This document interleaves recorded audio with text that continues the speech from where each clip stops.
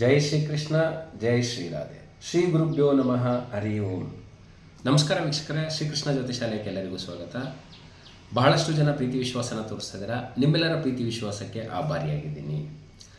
ದಿನಾಂಕ 8 ಮತ್ತು 9ನೇ ತಾರೀಕು ಆಗಸ್ಟು, ಶನಿವಾರ ಮತ್ತು ಭಾನುವಾರ 301 ರೂಪಾಯಿ ಕೊಟ್ಟು ಒಂದು ಪ್ರಶ್ನೆಯನ್ನು ಕೇಳೋ ಒಂದು ಅವಕಾಶನ ಮಾಡಿಕೊಟ್ಟಿದ್ದೀನಿ.